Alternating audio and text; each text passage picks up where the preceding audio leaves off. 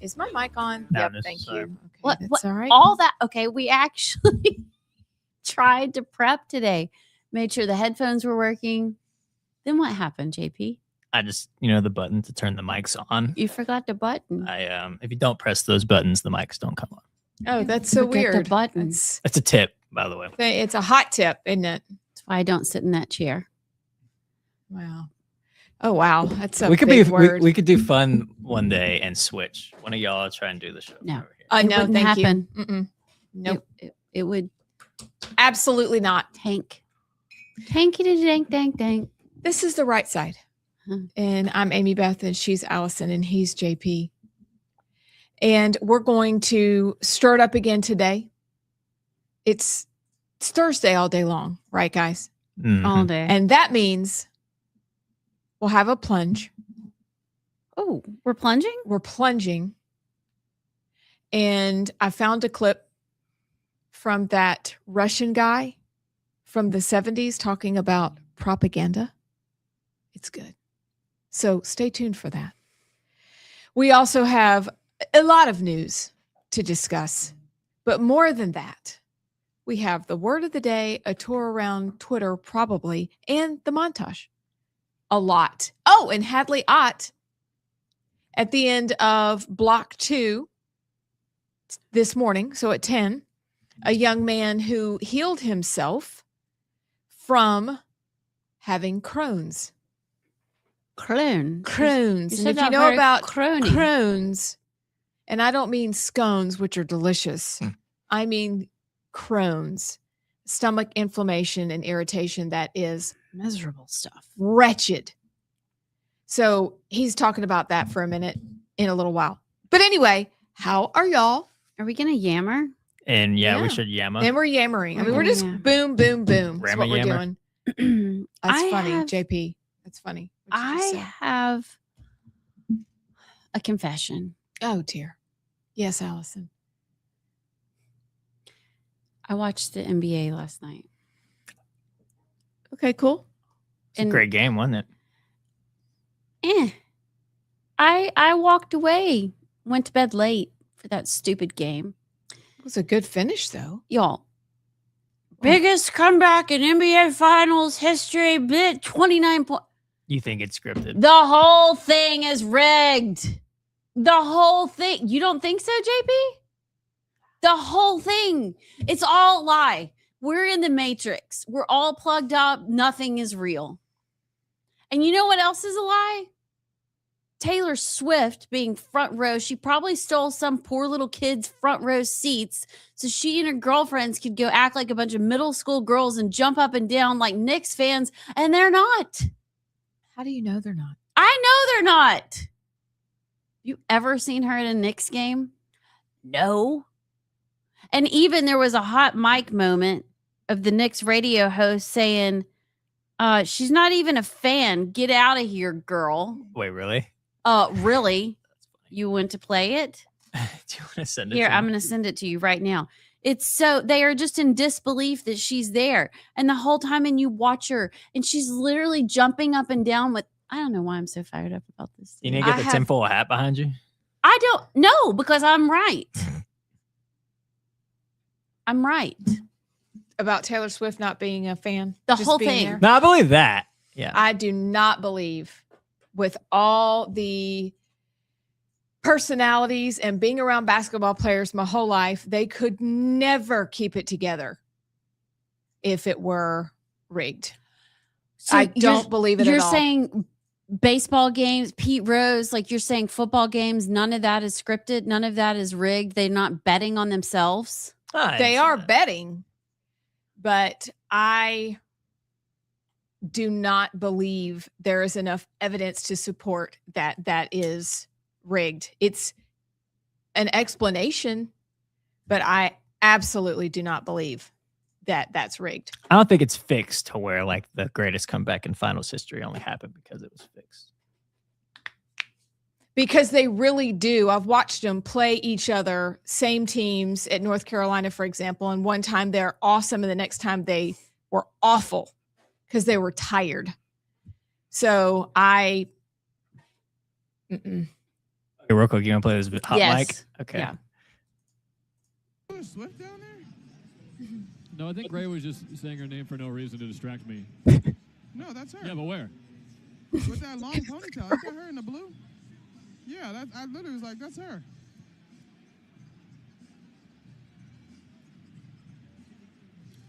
I don't believe it. Watch Where did this. Tyler go? For You don't my even know wife. where It's you're for my looking. wife. Yeah, sure. For my wife. She's not a I'm Knicks recording fan. it right Get now. out of here, girl.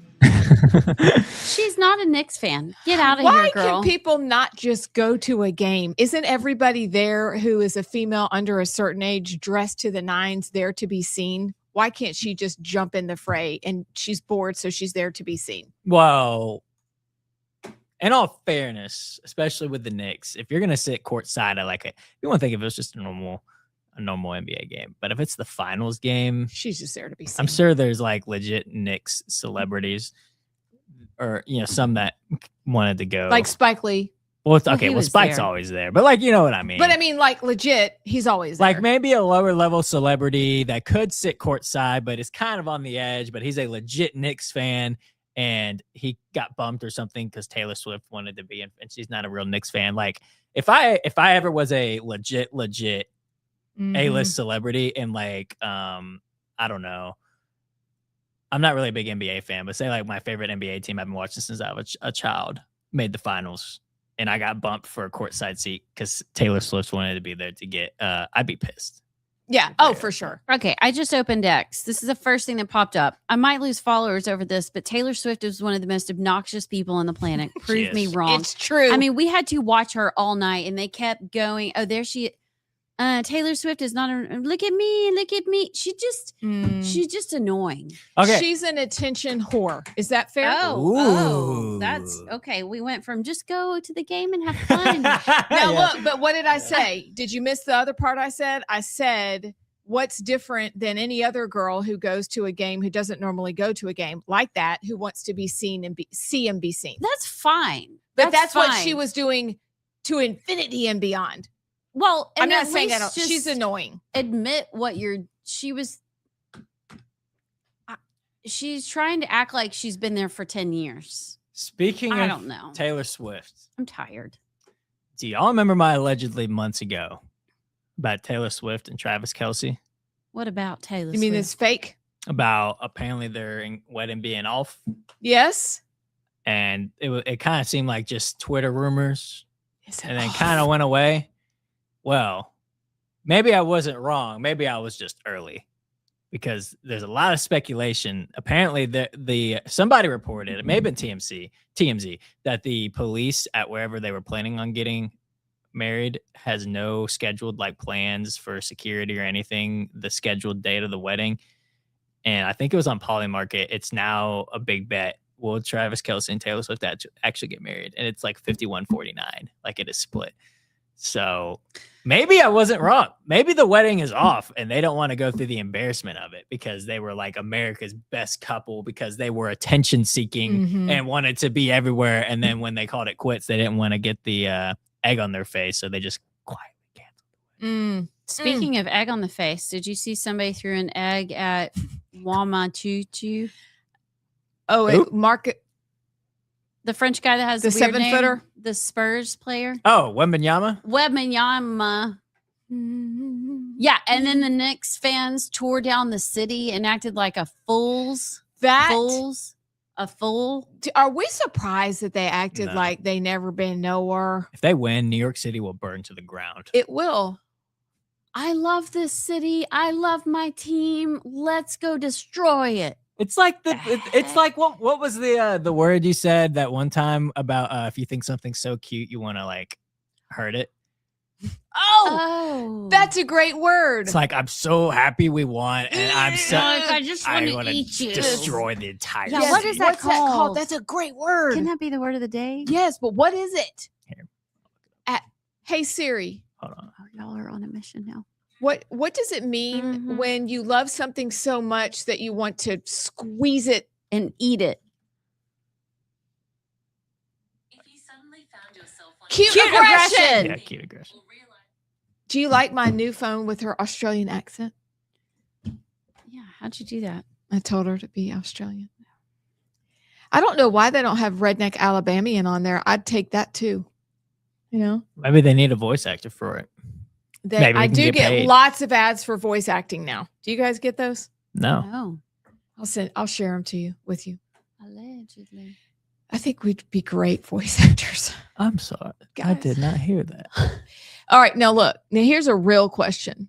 This isn't just with Knicks, although I've noticed it with Knicks fans.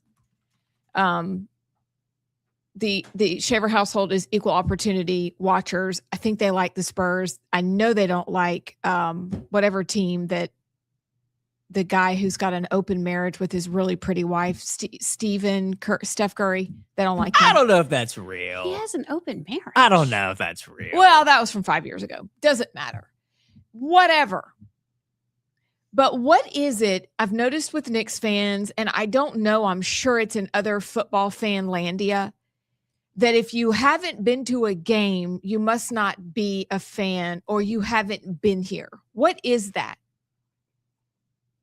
What do you mean you haven't been here? like If the you weren't Knicks fans actually are there? like, what are you not? You're not really a fan. Well, You're not showing up at a games. well, they're just New Yorkers. They're You the don't worst. like this.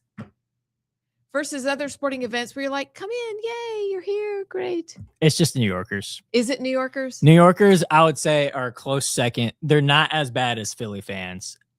Philly fans are the worst fans on the face of the earth. But They're New York, terrible. New York is right behind. They'll throw, you know what's even at the top of that food chain though, overall? Who are the worst fans ever? We said it the other day. Is it- Georgia? Georgia fans. No, they Yes. don't. They don't touch Philly fans. You don't think so? No, let me tell you. Well, it's probably because the Braves and the Phillies are such rivals, and back-to-back years the Phillies knocked the Braves out in the playoffs. But the first round of the playoffs, my brother and I went to in Atlanta when we played the Phillies, and the Philly fans, I've never had such like anger. But it's like I'm not touching you, I'm not touching you, I'm not touching you. Like this guy in our section would stand up after like every inning and just like taunt, and they're just the worst. And then I went to Braves Yankees fans. The Yankees fans are pretty bad, but the Philly fans, I've been to a Georgia game, seen Georgia fans, been to Tennessee. I've seen all the fans, and Philly fans have made me the most irrational. Okay, so they're just me they're just personally, up there holding up the number one "We Suck" sign. I would say. All right. Georgia fans are Fun. bad though. Okay. Say Philly fans. Philly fans. Philly fans. You know what? I really do like what are the Eagles? I don't like the Eagles, but I like their merch, that their one shirt that just says "Fly." Fly Eagles fly. And I wanted to buy that once, and my husband about disowned me. He was like, "You can't get that." I'm like, "Yeah, but it's cute." You're a Steelers fan. You can't He was get that. he explained that to me. He was like, "I don't even care if you think it's cute. It's not done." All right, fine. Aren't they the ones that tear down their city every Yeah. time? Yeah, but it was just cute. It was just green on a gray background, and it looked warm and cute. But get that out of your shopping cart. Yeah. When the Eagles won the Super Bowl in 2015, 16, they like wrecked the city. So then when they won it again in 2024, they had to put grease on all the light poles so that they wouldn't climb up the light poles. Listen, I just want the Spurs to win only because I don't want New York to burn the city down, because you know what? They'll be like, "It's fine." And they'll keep Mom Donnie as their mayor and they won't make any changes. So I don't want to give them that opportunity. I'd rather the Knicks fans burn it down because Mom Donnie's going to anyway. So just let them have fun. On their way down? Yeah. Okay. That makes sense. I can buy that. Yeah. Let's just let them do it quicker. sooner. Okay. Well, I like Wembanyama. What? He's a big dude. He got egg in his face. Poor thing. I bet he said in French, no. Oh, oui, why you Oui, do oui. that?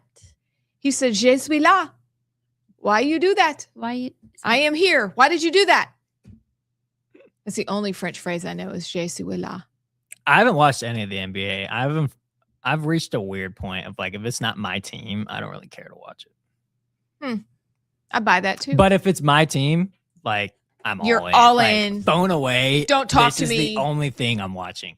But if it's not, I don't care. See, I've never been such a fan of anything that I would stop talking during it, because even during grown-up games, my kids are like, "Are you paying attention?"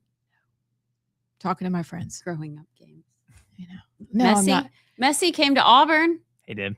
That's big. That was awesome. Okay, see, I might have been a Taylor Swift and actually gone to that game, but I wouldn't act like I own the place. You would not be no crazy. I would just go and clap and woo.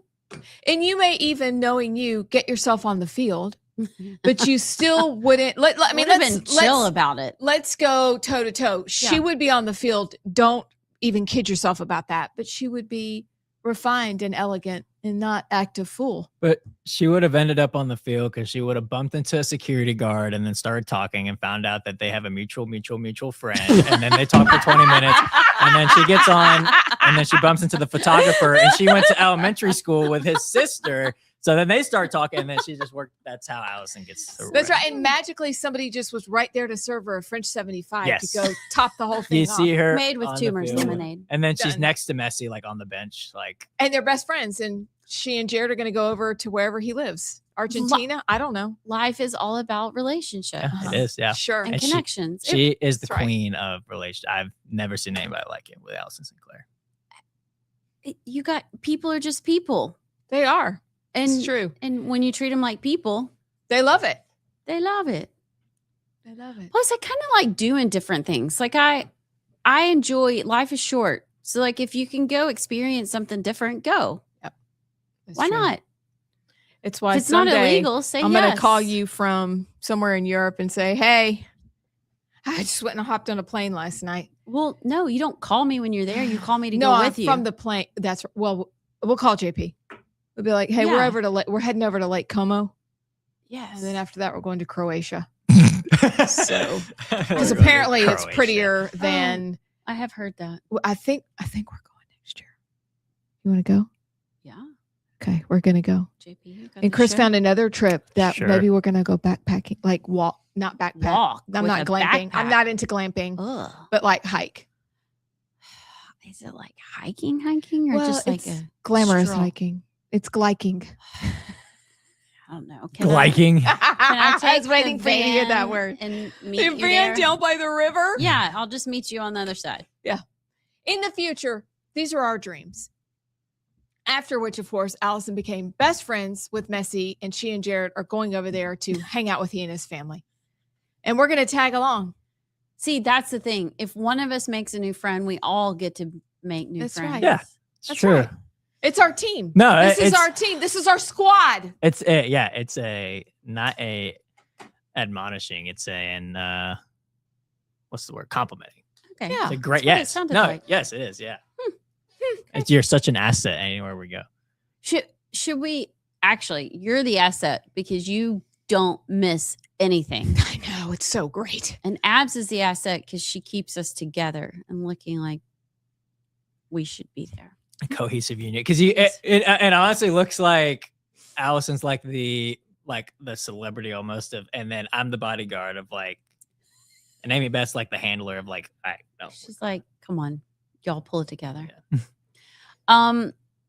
I want to know, well, so many things. How much time do we have? We got about I mean, I can push it about 5 minutes if we Well, want we to. don't have to push. What do you want to talk about? How are we doing Hadley? We're gonna do it at the end of the second block. The end. Yes, to finish out the second. Yeah. Okay. Then I'm out. Somebody else tell me what we're doing. We're gonna Okay, yammer. we're going to yammer. Are we wording of the day? I don't Oh like yes, being and out word of of the day. order. And word of the day. And I don't love this word of the day. You can choose another one, can't you? Well, this is probably a good word. Wait. You ready for the word of the day? Forgot about this. We didn't do it in order yesterday.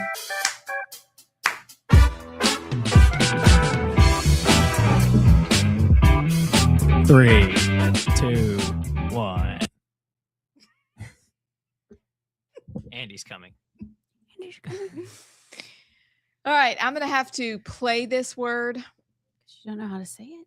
but this is a word. It's a literary word, everybody. Gird your loins for 11th grade English class. My loins are girded. A literary word that typically describes people who are not, this is not us. typically describes people who are glum and grumpy, or things that suggest or express gloom. It can also mean slow to act or change. I'm thinking of some of our elected officials. Dense. No, the word is not dense. JP? Slothy. Say uno mas. It's a literary word that typically describes people who are glum and grumpy, or things that suggest or express gloom. It can also mean slow to act or change. Sloth. Y'all are so close. Melancholy. You're so close. Hold on. Slug. Saturnine. What? Saturnine. I'll play it again. Saturnine. Never. Saturnine. It means people who are glum and grumpy or saturnine. Saturnine. So think of people in your life right now who are glum and grumpy. They're saturnine. The lady at the gas station this morning was saturnine. What was wrong with her? She was glum and grumpy. I know, but what happened to her? You didn't ask? No, she just has that affect. Maybe you went to high school with her sister or something. You should have asked. I probably did. You could have turned her frown upside down. You know what? No, I was too Or could've made it focused on worse. the man who got a Conecuh sausage for breakfast. Meanwhile, I picked up a Snickers bar. Wait, which gas stations you stop at? I stop at Cowboys, of course. The big one? Which one?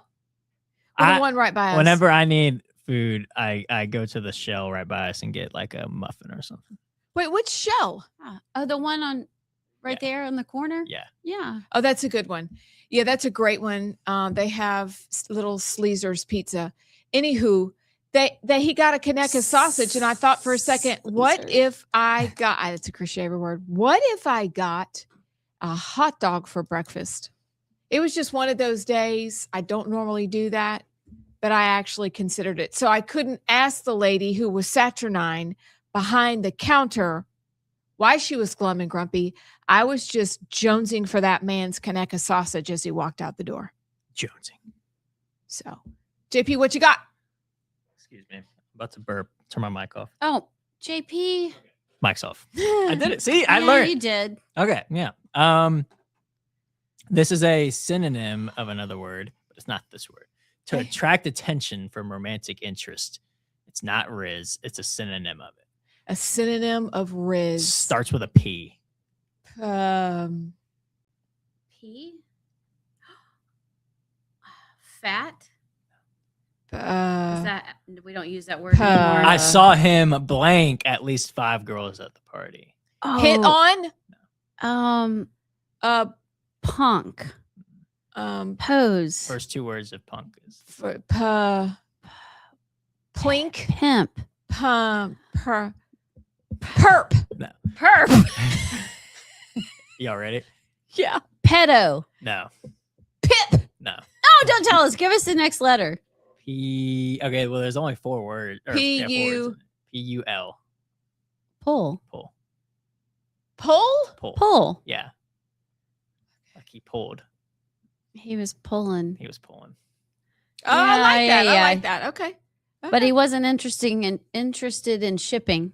Yeah. He He, may just- be, but he's pulling. I think he's he's a pimp. pulling I like it He walks with a limp.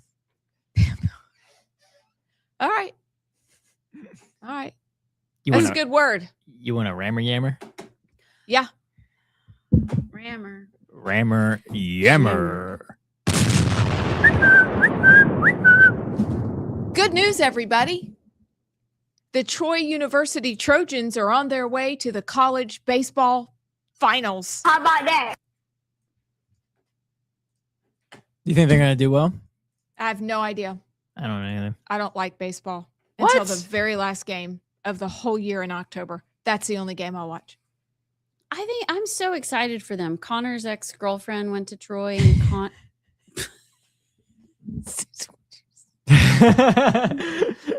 But my friend of a friend of a friend of a friend. Yeah, We're best friends. my best friend growing up went to Troy, and I say go Trojans. Trojan. It's kind of cool. I mean, maybe they're the Cinderella story. Maybe they win it all. Maybe. I hope so.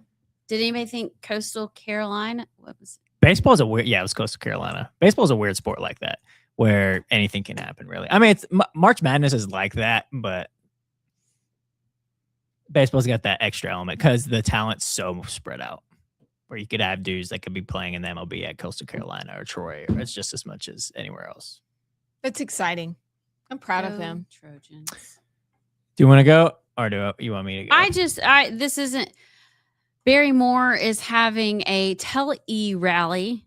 Tello rally, I think. -E rally tonight with Donald Trump. Again. Are they just replaying from At the last 5:30, 833-746-0072. Don't miss this opportunity to hear from President Trump and help us win on June 16th. Did y'all dial in? Did y'all do ever? I did too. It was incredibly boring. It was. The first 3 minutes was God Bless America. And then it was Trump just reading off the truth that he posted to endorse Barry and then left pretty much. It was like 10 minutes. I didn't even think it was that long. Maybe tonight will be different. But if you'd like to dial in, you can go to Barrymore for U.S. Senate, his socials. But yeah, I was underwhelmed. Speaking of God Bless America, did y'all see who's coming to Brock's Gap for John Wall? Oh, Who? Lee Greenwood.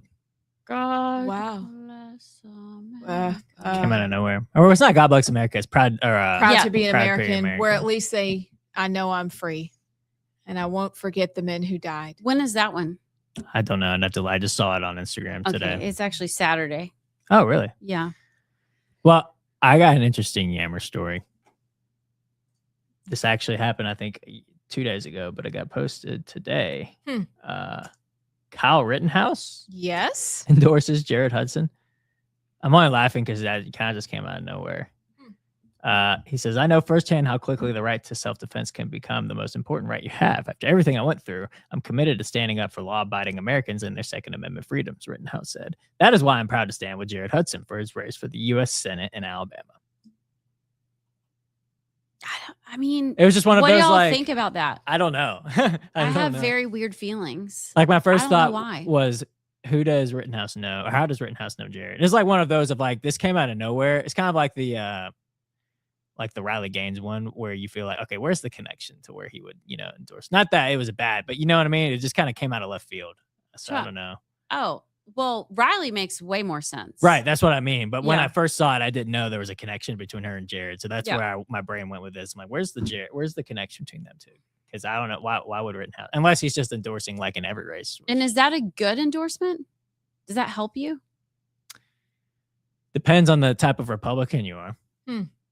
Maybe the squishy rhino establishment type Republicans know, but the really, really conservative far right end of the Republican Party, maybe. So Interesting. This is only going to get crazier and crazier by Tuesday. Praise Jesus. Thank you, Lord. It is over on Tuesday. I cannot wait. well, it's over for me. Well, no, it's not. Well, I put in my absentee ballot, so I'm so donezo. Yeah. That's so Lame-o. over it. what's funny What? is that we still got a general election in November. But we're going to take a break. Do you think we can all be back on the same team, or have lines been crossed that can never be healed? Nah, there's no lines that cross. This the is game. Well, America. I don't think any of those lines have been crossed now. Could be wrong. Did they somebody say that- become a Democrat? They say that in the moment. It's politics. They'll be over it in a month.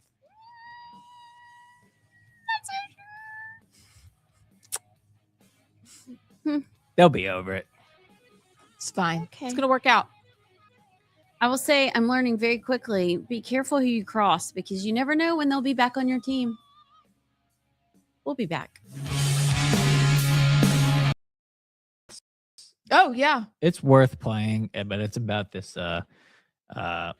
Carmelo Anthony situation. Okay. I don't know if this was put up like right after it happened or if this was after the verdict, but this is Jasmine Crockett talking about, bless you, talking How about come that. y'all don't sneeze? Y'all never sneeze. Don't know. We're anti-sneezing. You should just go home. I got to do this and get this out before Ruby gets here. This is embarrassing.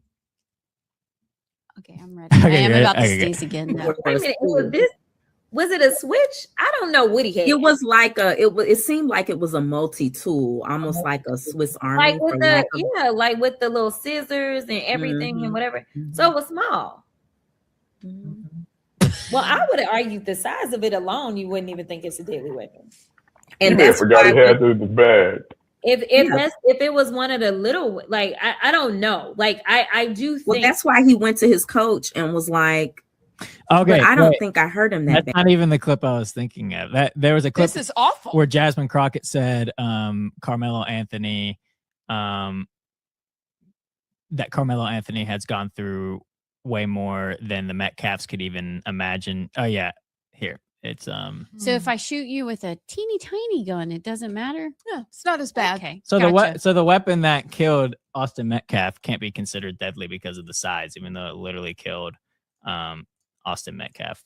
Okay, this clip is 30 seconds. Okay. But this one is also worth playing. So here's Black women, especially Black women who have Black male children, live in fear and agony every single day. A fear and agony that I promise you, the Metcalfs probably never spent a day living that way.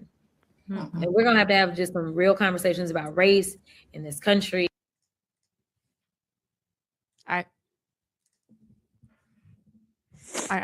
can't. I can't say what I want to say. Mainly because I'm about to sneeze. All right. So we have had endless conversations about race, and this is where we've ended up.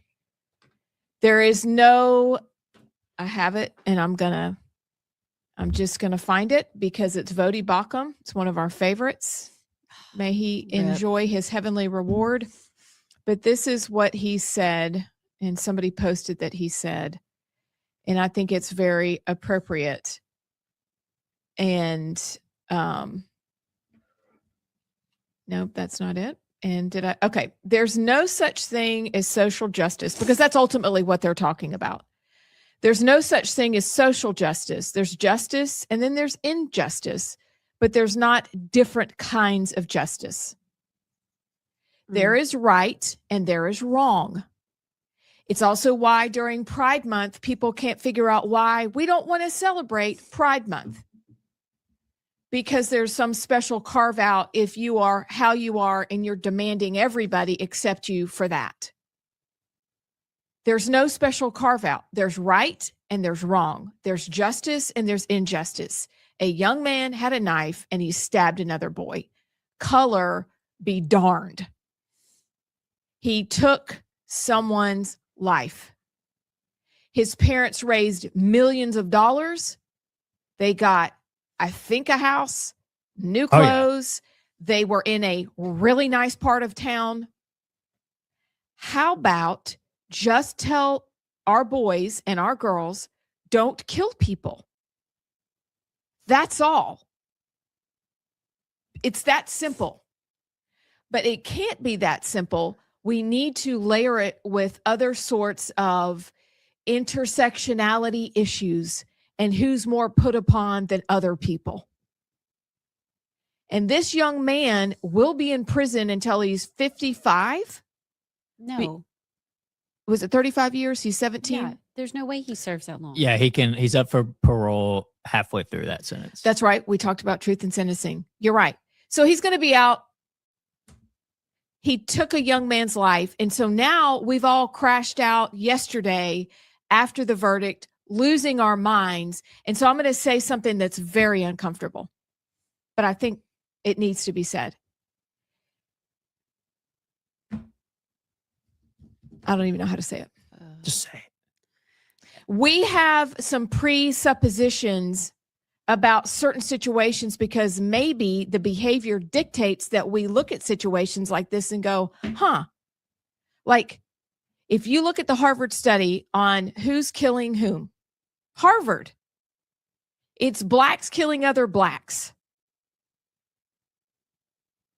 So if we're talking about injustice, then y'all need to talk amongst yourselves if you're going to be that silly and racist about skin color. But the black on black crime is real. Harvard found it out. Heather McDonald found it out. But that's not what's put forth in the media. And so there's outrage. There's anger. There's parents saying things that make no sense because in the schools where we put our kids, every day they were taught they were victims. Every day. Because of CRT, SEL, and whatever else we invented to tell them that they were the victim. But they're only the victim because the people in charge need them to be the victim, not because they actually are. Booker T. Washington said to watch out for things like this. So did, I can't even remember his name. Who called them race baiters? It wasn't Booker T. Washington. Yeah, it was. So be careful. This is garbage that one young man's life was taken and the other side is outraged that they're being held accountable. We have reached a new low. It's not different than the story that's in the montage about the man trying to decapitate another person. Hi. How are you? All right, so JP has us on a very strict schedule, and I will honor that. I'm Amy Beth. She's Allison. He's JP. We are the right side. And you know what we do here? What do we do? Go there. And right now, you know what we're doing? We're doing the news. Black news.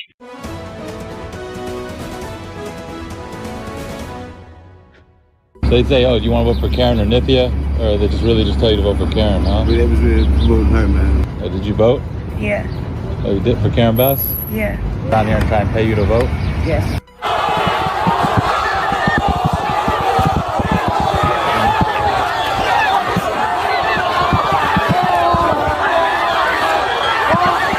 Across the country, they are already trying to relabel IUDs and emergency contraception as abortion. An individual responsibility means that each individual has to have the tools available to be responsible for themselves. Contraception is one of those tools. Fox News alert, Bill Gates just testified before Congress on his relationship with Jeffrey Epstein. Gates also said that Epstein knew that he had been unfaithful in his marriage and had tried to use those details about his affairs as leverage to further his agenda. You thought winning the World Cup might be the ultimate, but forget that. Winning at Jordan-Hare Stadium blows the World Cup away. Messi's the GOAT. That was one of the most amazing things I've ever seen at Jordan-Hare Stadium. Messi scores. Did Auburn even score last season? Love you, Paul. You're so rude, JP. That was funny. Rude. There was a clip out there that didn't have that ending, I just had an idea. I'm sorry. but it's true. It's funny. We're going to get Paul on the show. He follows us now. Well, I'm going to text my cousin. Paul. He used to be his, I don't know if I can. one of his, yeah, he's awesome. Paul, if one-on-one. If you're watching on our Twitter live stream right now, we'd love to have you on the I don't show. want to say my cousin's name, so I'm going to actually text my cousin and say, please help make this happen. So, because I don't want to embarrass him. You think we could even make him have a good day? Paul Oh, yeah. Feinbaum? Yeah. He seems like a happy guy. Do you want to know a fun little factoid about Paul? What? He was there when I got engaged the first time. I broke that engagement. Paul was there as the master of ceremonies. Wait, I didn't know there was two. Yeah, we've had this story. Yeah. No, not on the show. Oh, I think we have. No, if we did, I forgot. Yeah, he asked Thank her God in for front the- of like a bunch of kids. And you said no? No, I And she said said yes. yes. Oh. And then I immediately tried to figure out how I was going to say no later. Yee. He was a very nice guy. He is happily married to another fabulous girl. She was perfect for him. I was not. Yeah. God bless the broken road that led me straight to you, Chris Shaver. Great song. But yeah, Paul Feinbaum was there. It's a bit of That's- Paul Feinbaum lore. That's great lore. Mhm. Paul Feinbaum was at my first engagement. That's funny. Anywho, okay, he is right though. Scoring in Jordan-Hare, come on. And then following the Germans as they delightfully wend their way through the southern countryside. Going to Waffle House, Bucky's. Can you go find him and get him on the show? Please. The thing on Twitter is that you can't message with someone on Twitter unless you both follow each other. So disappointing.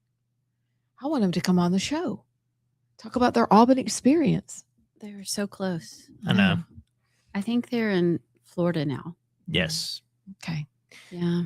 By the way, the first part of that video on the montage, I saw Allison have a confused face. What that was homeless in LA saying that they were told to vote Karen Bass and were paid to vote for Karen Bass. And one of the homeless people, it wasn't in that part of the video, didn't even know her name. She was like, "Yeah, I got paid to vote for Karen Bassett. Is that her name? Bassett? Karen Bassett?" And he was like, "Karen Bass." He's like, "Oh, Why yeah, wouldn't you? If you're homeless, right?" But that's yeah. I'm not blaming them. is but that just illegal in shows California? It should be, because if you're not registered to vote.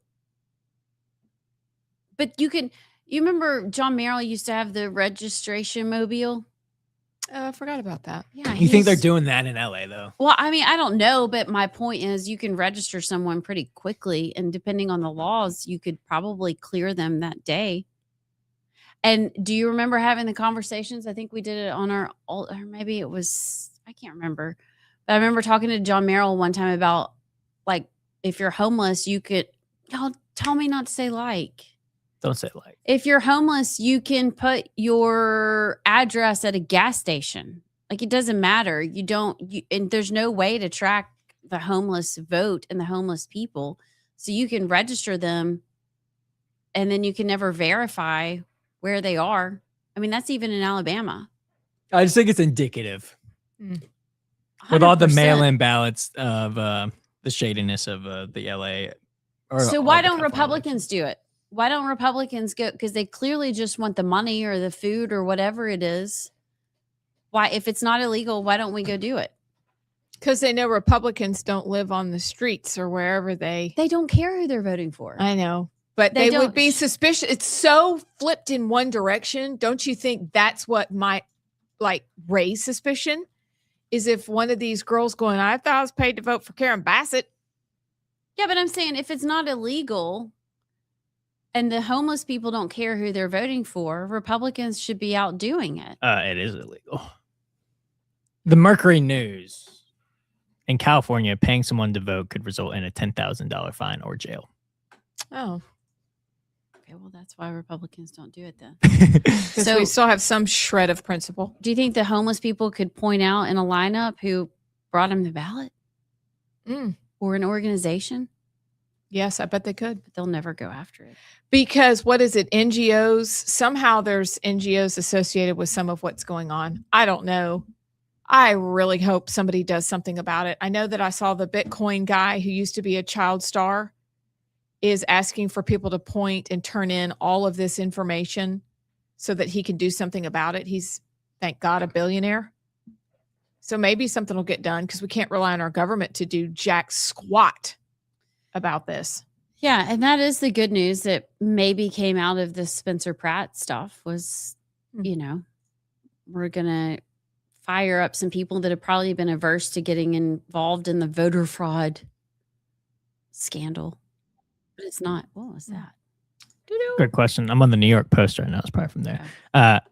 We can do this and then some billionaires. It's helpful. Maybe start the Hadley interview after, but this is from the New York Post talking about these exact videos. It says, earlier this week, the California Post reported that thousands of homeless people had registered to vote at addresses associated with shelters and other institutions, many more people that could actually live in those shelters at any given time. One center with 185 registered voters offers no overnight beds at all. It is legal for homeless people to give such addresses when they register, but they have to pick up their ballots there or re-register using a different address if they move on, which almost all of them do. It is illegal to pay people to vote and illegal to pay them to register. One paid signature collector was convicted earlier this year for paying homeless people to register to vote using her own home address. Wow. Well, how do you even begin to hunt those people down, though? I don't know. Hey, I'll give you some crack if you tell me who paid you. Well, then they'll go, that guy did. That guy did. What? Me? I've never met you. Yeah, you're right. But that is the good news, is they cheated for Spencer against Spencer in broad daylight. That was the good news. Maybe now something will happen. But probably not. Probably not. So let's go all in on Steve Hilton if you weren't before, as if we had a vote. Let's go all in on him. Are they going to do the same thing to him? I bet. Probably. Yeah. So sad. What world do we live in? What you're doing is you're backing people into a corner to where there's not many other options. We're running out of peaceful options to be represented. Yeah. That's scary. Indeed. We'll get to the Hadley interview. Yeah. You want to lay the groundwork? Hi. Okay. So we have an interview with Hadley Ott, and he is a young man who has been on lots of podcasts and wrote a book about healing himself from Crohn's. It's a very interesting, he'll tell you what it is, talk about his book, and give us some background. Hope you enjoyed this interview with author Hadley Ott. To the right side, I am Amy Beth Shaver with Allison Sinclair and JP. We are thrilled to be joined by a young man. We can say that now because we're older. His name is Hadley Ott, and he recently graduated from Troy University and tried conventional medicine. I'll let him tell his story. And he's on his own Maha journey of healing, has even been on the Naomi Wolf podcast. And if you're in Maha, you know Naomi Wolf. She's a big deal. But he joins us now. Hadley, how are you? I'm doing great. Thank y'all so much for having me.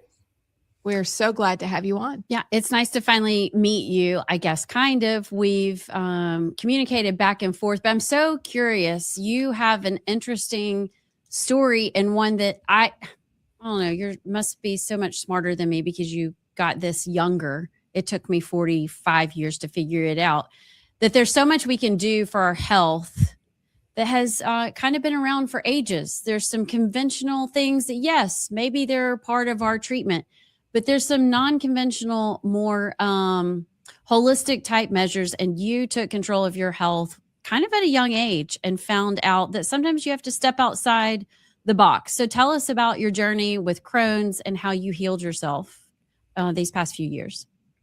Yes, ma'am. I'll give y'all just kind of a quick rundown. So I was diagnosed with Crohn's disease when I was 12 years old in the 6th grade. I was 4'9" and 53 pounds and in really, really bad shape. And I got started on the conventional medical treatments right away, went through steroids, feeding tube, then got onto biologic drugs, Remicade and Afsalon, and kind of went back and forth on those for a long, long time. While I was an undergrad at UT Martin, I had a major flare that led to a surgery. They took out about 12 to 18 inches of my ileum, then went right back to the drugs, graduated and was still sick, still having a lot of symptoms. And so while I was in grad school at Troy, yes, I was there for school and there for professional reasons as well. But I really took that time to get deeper into my health because I wanted to come off of my drugs so bad. I wanted to finally get over Crohn's for good. I was tired of being told that I was sick for life and that my only options were just more drugs, more biologics, more pills. And so when I got there, I started researching more and more into functional medicine. I was reading stories about other people who had healed themselves naturally. And I just built this really strong mental fortitude that I could also do the exact same thing. So I made a few final attempts with my conventional doctors to let me just change things up. I even switched doctors to one in Alabama, but it was just the same story. And so April 16th, 2024, so about this time 2 years ago, I wrote down that I was done. That was my last appointment with a regular doctor. And I just had a really bad gut feeling about it. And I just made the decision on the way home that I was going to quit the doctor, quit the medicine cold turkey, and heal myself naturally or die trying. And it's been the best decision I've ever made. I felt great these last couple of years. And a few months after doing that, July 2024, I was interning in DC at the time, and I was feeling great, symptom-free, no drugs, no doctor. And I woke up with this really strong call on my heart to write this book, to try to help other people, whether they have Crohn's or ulcerative colitis, but really any autoimmune disease. And I specifically really want to reach high schoolers, college age, just young people who've been told that they're sick for life and they don't want to be sick for life and they're not really sure how to get out of this conventional medical system. And so I want to give a ton of hope and confidence to our young people and then the parents too of young people who have been diagnosed with something. And so that's kind of a quick rundown on my story and how this book came to be. What steps did you take once you quit cold turkey and you were done with conventional medicine? Were there things that you knew immediately that you were going to try to take to heal what basically is termed an angry gut? Like what did you do? Yes, ma'am. So healing to me comes down to three factors. There's nutrition, fitness, and faith. And you have to have all three in order to be healthy, and you have to have all three in order to get healthy. But I think those three things are sufficient for anyone to overcome an autoimmune disease or any health challenge they face. So the fitness side is very intuitive. You've got to be moving. You've got to be doing something every day, especially men. Got to be strength training, walking, doing cardio, that type of thing. So that was kind of I already had that kind of checked off. On the food side, I started eating more healthy after getting diagnosed when I was 12. I started keeping a food diary and have done that ever since and continue to do that. But what I did, I hired a functional medicine provider. And that was really life-changing for me because we did independent blood testing and he got me on the low FODMAP diet, which really helped fine-tune my diet. I was already not eating fast foods. I was not drinking. There were some junk food I just wasn't eating in general. But following the low FODMAP diet, which got rid of some carbohydrates, including a lot of foods that we think of as being really healthy, like apples and rice and others, that are just really hard for someone with Crohn's or UC to digest while they're inflamed down there. And so with the independent blood testing also came tailored supplements. And so that was one thing when I was working with my conventional doctor, I was always really interested in things like probiotics or supplements, just because intuitively it felt like if you had Crohn's and your body is not able to absorb nutrients, you probably need some type of supplements. But again, that's where kind of the expertise, having their expertise really helped. And so we kept it really simple. I took curcumin and omega-3s, which are both natural anti-inflammatories, did really well on both of those, and then did a tailored regimen of probiotics for about 3 or 4 months. And that really helped clear up symptoms as well. But then there's also the faith and the mindset component to healing. And so one of the big things that I kind of struggled with for a long time is, as when I was 12 and getting diagnosed, I was told by my doctors that I was sick for life and that I would never be healed, and that the best you could do is, quote, manage your symptoms. You may be in remission, but you're still sick. And so every 6 weeks when you go to Remicade, every 6 months when you see the doctor, every another test, every colonoscopy, it just kind of confirms that. And it kind of got buried into my subconscious that I was sick for life. And so that to me was a really hard thing to finally break out of. But so, like I mentioned, I started reading stories about other people who had healed themselves naturally and listening to doctors who were healing their patients naturally. And I just started slowly to build this really strong mental fortitude that I could also do the exact same thing. And so I started leaning into my faith more and thinking, if we're created in the image of God, it doesn't make sense at all to me why he would create any of us to be sick for life. I don't believe that at all. I think that he gives us health challenges or other challenges in order to develop in some type of way. But I completely reject the modern doctor, modern hospital labeling someone as sick for life. We're children of God, and he may give us challenges to help develop us, but those are things that we're more than capable of overcoming if we're willing to place our trust in him and kind of anchor that by eating his food, by exercising, and being good stewards of our body. Do you think do you think there's a place for conventional medicine? And your story may be a little different, but I'm thinking of the people that aren't struggling with Crohn's or ulcerative colitis, which you mentioned as well. To just quit cold turkey, your conventional doctor is intimidating to think about. Is there a place where it can be a both and, as opposed to an either or like, what would you tell people that are looking to kind of go in the direction you're going? Where should they start, and how do you recommend just kind of cold turkey, or do you feel like that was kind of your moment for you? Yeah, I'll admit that's a pretty gutsy move, and I don't recommend it typically for anybody to do. So, to your question, I believe that there is a time and place for battlefield medicine. There is no doubt that we have doctors and new technology that can just do absolutely incredible things.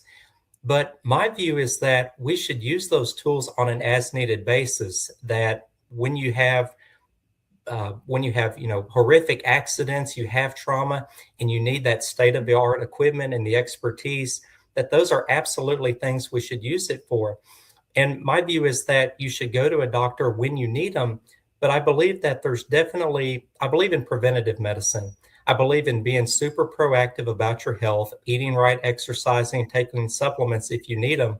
But what I kind of rejected too is just the need to go to the doctor for its own sake, because I think that's really bad for people. Because if you're constantly going to the doctor, going every so often on some sort of structured medical appointment schedule, and you're having tests just for the sake of having tests, I really think that your body kind of takes that into account and just gets sick every so often because you're in this system acting like you're sick. And so my view with what I was kind of pleading with my conventional doctors was I was on Remicade every 6 weeks, and, at times feeling good, at other times still having symptoms. And so it just kind of didn't make sense for me to stay on that current path. And during the times when I was feeling really good, it made no sense at all to continue to go to the doctor just to confirm that I already felt good. And then at times when I did feel bad, and you would go to them and there really wasn't anything they could do other than prescribe more drugs or have another test, it's a system and cycle that doesn't make sense to me.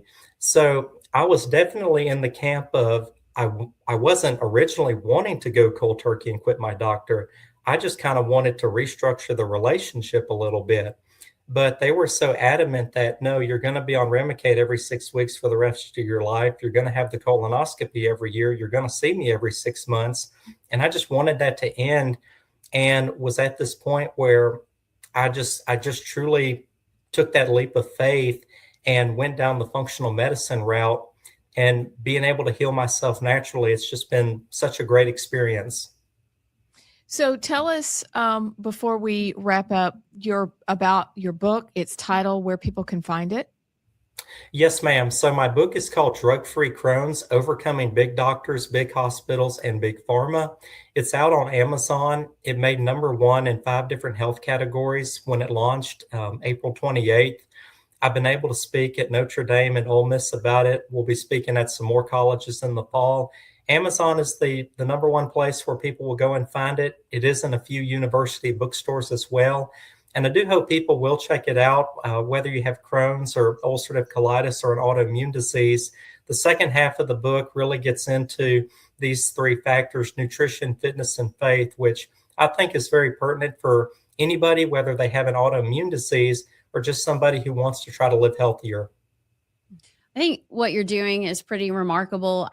I would say that Amy Beth and I, especially, during COVID, it really challenged us to think through kind of the narratives that are out there and thinking for ourselves, especially when it comes to our health and medical procedures and advice, medications. And so I think it's important, whether people end up staying with their conventional doctor or going fully functional medicine, it's important for people to start talking about this. And I appreciate you kind of following that call to put this out there, because again, everybody's journey is different, and everybody's convictions and everybody's situation is different.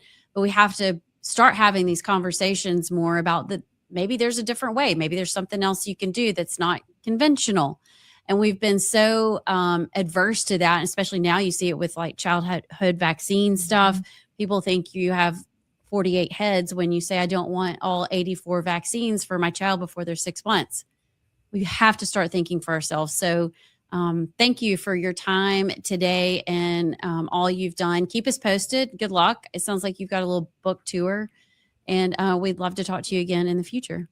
Absolutely. Thank y'all so much for having me. I appreciate it. Thanks, Hadley. Thank you. The middle of the street in Ireland, and oh my goodness, they said some bad things about Muslims. Well, that's because they constantly are trying to kill everybody. Stop it. We've had enough of this. Right is right, wrong is wrong, justice, injustice. Let's deal with reality as it is, not as if we wish it were. We deal in reality here, and this is a reality.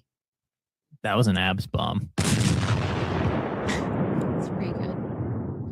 These are the situations where I always want to, present the story to the people out there protesting and yelling and screaming, and present it in a way that says, can y'all believe this white boy stabbed this black kid at a track meet for doing, and he only got 35 years. The outrage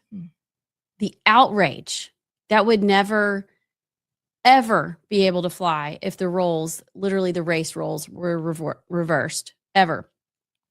And so my question is, nobody would ever argue that slavery was good. Nobody would ever say that that part of history of America or the world, do you know, listening to that podcast that you sent about the Crusades and the Ottoman Empire and all the white slaves that the Muslims took, so slavery's been around a long time, and there have been lots of white slavery victims as well. But how long do you get to be a victim? It's like me with my parents being divorced. That sucks. I was 3. I grew up with no dad. It definitely messes with you. That's not the way God intended. But how long do I get to use that as a reason why I'm not doing X, Y, or Z? How long do I get to use that as a reason to behave a certain way and to think a certain way and blame everybody else? And I'm genuinely asking, how long the black, let's see, you've had a vice president, you've had a president, you've achieved all these amazing things, and you've clawed your way back, like a lot of civilizations have, to really having equality. I don't know that there's anything in America that a black person can't do that a white person can. So when does this end? And I've never had anybody tell me when we reach this. Do y'all know? Have you ever heard No. Well, because they want to keep that crutch, because it gives them an excuse and an out to act a certain way. It's the SPLC being on trial and not being able to denounce the people they put on their hate list, like Alveda King. Mm-hmm. That's exactly right. There is no end. They don't want there to be an end. Meanwhile, there's plenty of Black Americans. I hate using color. Thriving conservative Blacks, not conservative, just out there living their life going, why are y'all insisting on staying in that we're never, ever going to be out of the victim mentality? That's a great question, Allison Sinclair. I almost feel like if they could give me, and if the left could give me an end game, an end goal, all right, let's work with that. Let's work towards that. It doesn't seem like there is one. There's not. You can't function in a society like that. But here's the thing. It's the Democratic Party and it's the elites that want them to stay in that mindset, because then they can control them. That's right. And honestly, African Americans are like the slaves of the Democratic Party. That's how the party views them.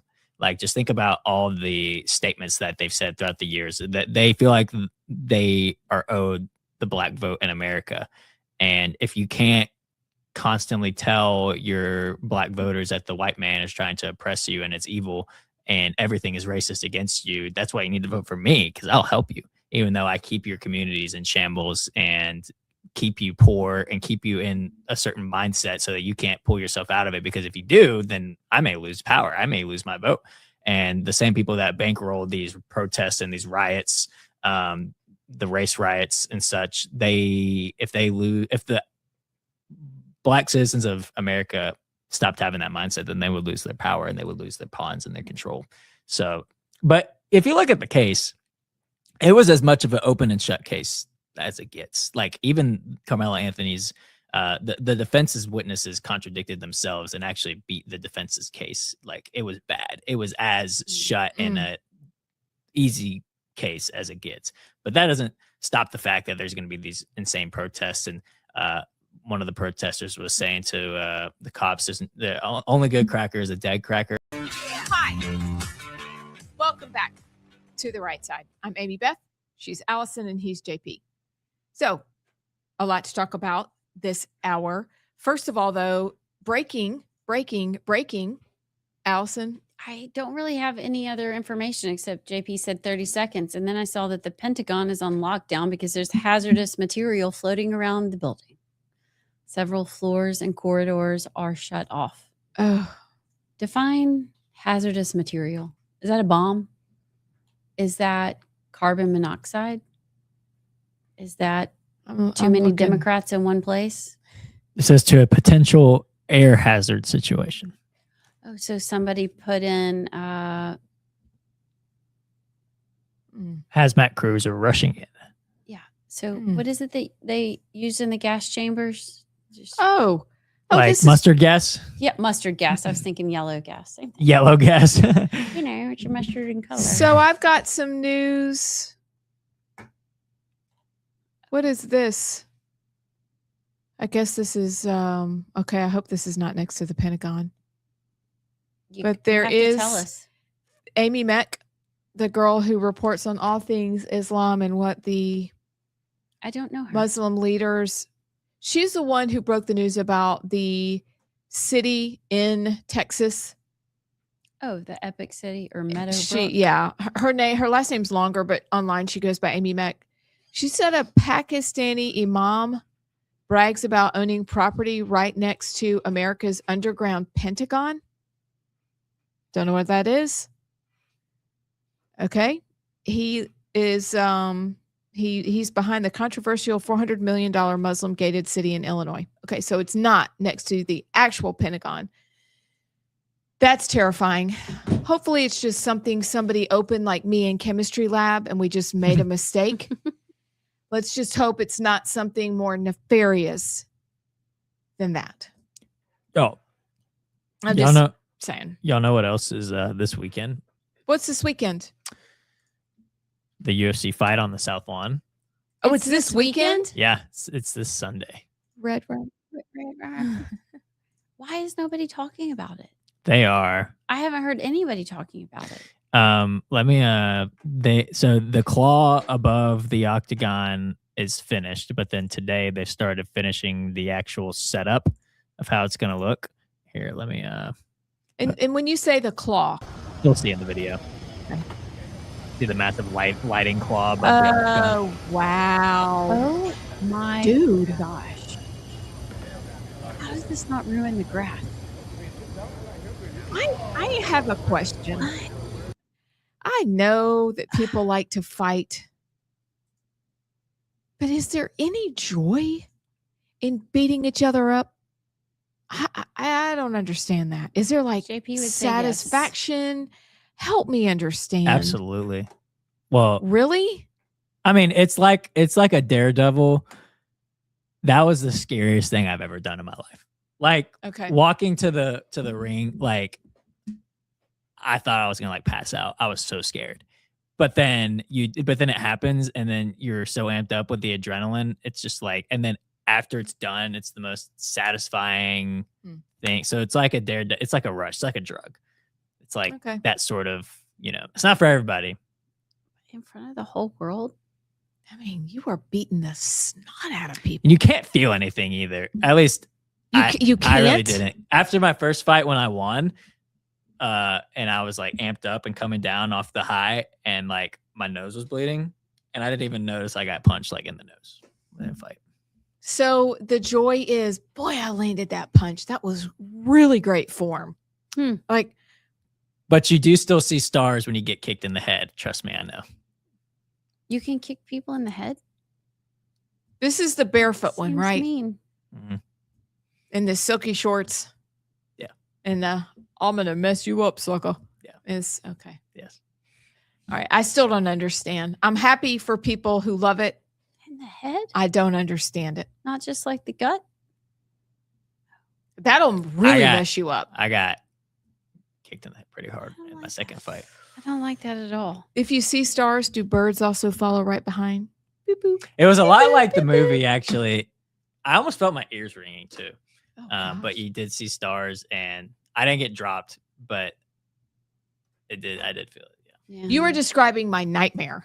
What does that mean, dropped? Like fall down on your butt. Oh, they kick you, like roundhouse kick you in the head? Yeah, that's what happened. But he did like one or two punches, and then I saw him start to kick, but he kind of rounded it out of my peripheral vision, so I couldn't see it. And so I didn't really have my guard up, and then just wow. Oh gosh. That's so funny. It's not funny. It was fun. It was a lot of fun, but it is really scary. I think it's something most men should do once in their life. Because then you know you can do it. And then you got that confidence in yourself. Yeah. Most men, not every, Yeah, and then you try and do it, on the way out of a Knicks game. You think you're going to handle some people, and then they pull out a knife or a gun, and then you're dead. I appreciate her logic. I'm just saying. Like, I did that in a ring. Good gosh. Equally fair. My husband has thrown people into walls before. Practice. Oh, really? Yeah. Yeah. That got him sucker punched in the back of his head. Ow, that's dirty. My son threw someone into the wall who wouldn't quit messing with him. That's at Mallory's house. We paid for that wall. So does that count? Does that count? It's fighting. It can't. Yeah. Friendly fighting. Ugh. Did they all go to school together? If I said the kid's name, you'd be like, oh. He deserved it. Yeah, he did. Because Deserved he that wouldn't wall. stop. He wouldn't stop messing with them. Y'all two ever been in a fight? Absolutely not. But I would punch the crap out of somebody if I was. Allison's thinking about it. No, I would make sure they did not get up. I almost got in a fight once. It's just like a few years ago. What? So annoying. It was this girl. Okay, we went to Mexico and we went to, I can't remember if it was Dave Matthews. Dave Matthews does a whole weekend like it in February. Oh, I remember when you went there. Yes. Yeah, you remember when we went? Was the water cold? Right? A little bit? I don't. Well, I mean, it was in February, so probably. But remember when we went for Hootie and the Blowfish? Yes, and I that do. I don't even like Hootie and the Blowfish, and I don't know what it was, but this girl, we got right in front for the concert, and then this girl came up in front of me. And she kept swinging her ponytail in front of my face. It just was really bothering me. It's the only time Jared's had to like take me away.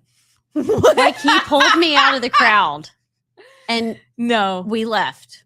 Y'all left? We left. We left the whole concert. I was losing my mind because she was doing her ponytail, and then she kept telling all of her friends to come up. No. Yeah. and You I got there just- early so you could have your place, right? And she was there with her mom. It's just You should have yanked her ponytail. Allison. it was so. My fighting is in my dreams. Oh, I don't know what I would have done. But I was mad. We would Don't never throw get that in fights. ponytail at We would never, ever get in fights. Unless you came for our children, She was and then we would. Taylor Swift in front of me at the concert. So we're not as young as we once were. What? So- Y'all are still heifers, though. We are. We are. Speaking of, what would happen if you were, and I know we touched on this, we'll only do it for a second because I really want to get to Frida Womb. What would happen if you were in New York City? Is this in Brooklyn or is this that's Brooklyn Nets. This is the Knicks. And you were in the crowd and those people were acting a fool. What would you have done? Get out. Yeah. Would you have just run? Yeah, you just Same. can't. You can't. That's going nowhere good. No. Street fighting is a no. No, you see the first punch and you're like, Yeah. No, that's so scary. You get your head stopped. You get that's no, you stay clear. where in the city is the Knicks facility? It's literally like right in the middle of Manhattan. Midtown. Yeah. So it was Midtown. Okay. Madison Square Gardens there, and Oh, been there. Yeah. Okay. Duh. I mean, you're not like in a bad part of town. No. Although I was trying to work it out that it was a Brooklyn Nets and that's in a different kind of part of town, but they do have an Auntie Anne's pretzel right across the street. So it makes it better. But I forgot that it was at MSG. But did you see they were This is so New York. Ben Stiller was it Ben Stiller or Jerry Seinfeld? One of Ben them. Stiller. Walking into the game, and he just casually walks over this man, ODing, looks like a fentanyl overdose or something. Doesn't even acknowledge him. And they were just talking about what a representation of New York. Super rich guy going to his $20,000 seats on the front row, just not even caring about his city or the man.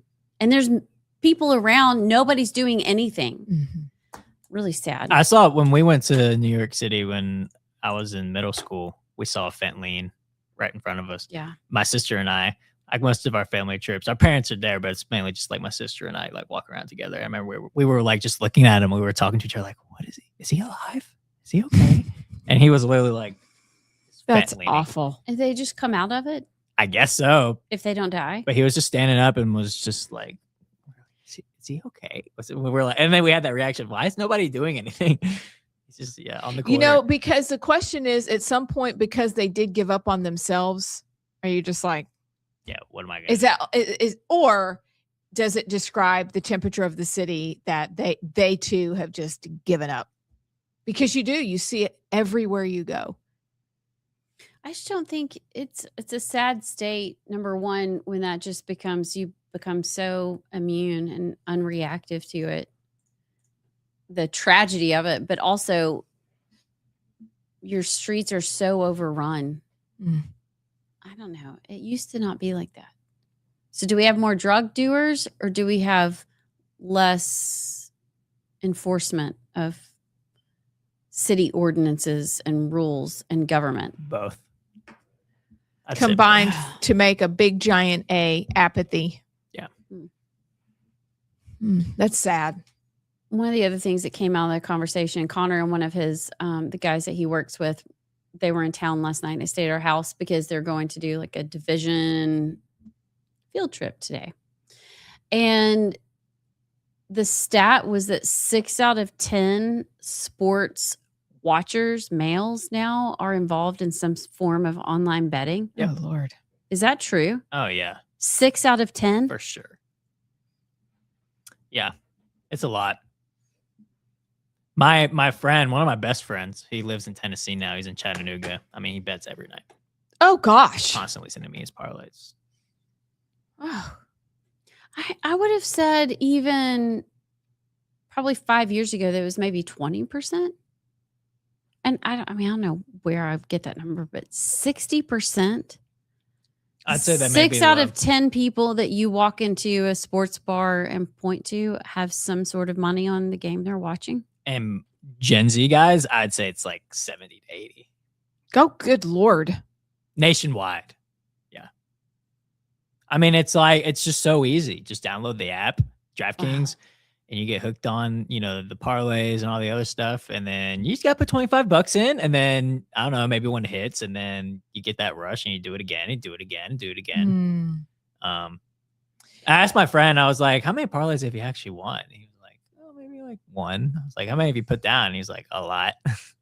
So do you think that the dopamine hit that we get from using our phones on a daily basis conditioned because you guys have had phones since forever? Do you think that made the conditioning easier? Yes. It is the exact same. It's like doom scrolling. It's like, it's not real. And it's the same sort of, it's presented in the same way as like a doom scroll, but you can actually win money. And that's the hook. And when you're a Gen Z guy and you kind of combine both worlds of dopamine and sports and money, and then you're kind of hooked. I remember when, I don't know if I'm getting myself in trouble with this.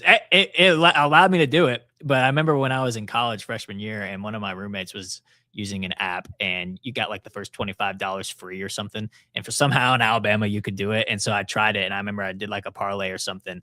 And I remember watching it like, I'm definitely not, but I got I understood why it's addicting because you're like on the edge of your seat watching all these stupid, so I can understand the appeal. I would never touch it with a 10-foot pole, but I get it. It makes sense why it's addicting. Good night. And does it seem kind of the same as Venmo? You have your Venmo account, and it's not coming out of your bank account, so it seems like it's not Yeah. real. You like deposit funds, and then they make it to where the minimum or the minimum you can put in is like $25. So you put 25 or 50 in, and then you're just taking it out of your. It's already in there. The money's already in there. I might as well spend Yeah, it. so you're not actually. Yeah, Yeah. What do you do when you run out of money? you go steal something and sell it. I mean, because eventually these young men are going to run out of money. And so is that where the real trouble comes? Yeah. Boy, that's sad. Okay, on that cheerful note, let's talk about another really cheerful note thing. Frida Womb. Frida Womb. Who is Frida Womb? Did you see, y'all, in listener land? Did you see the 20-foot inflatable IUD? It was stopped at Railroad Park in Birmingham, and lawmakers spoke on contraception access as if we have none, and this is 1900. As the tour marks the 61st anniversary of Griswold v. Connecticut. I have no idea what that is. Maybe that's when contraception became legal for everyone. I don't know. But it is a giant intrauterine device, which is one of the methods people use for contraception, i.e., blocking the way so that they cannot have children, even though it frees them to have sex with as many people as they like. This is what we're spending our time. Contraception is healthcare. No, actually, it's not. But did you see it too? Did you send that in? Mm-hmm. Does it make you want to vomit? I mean, I just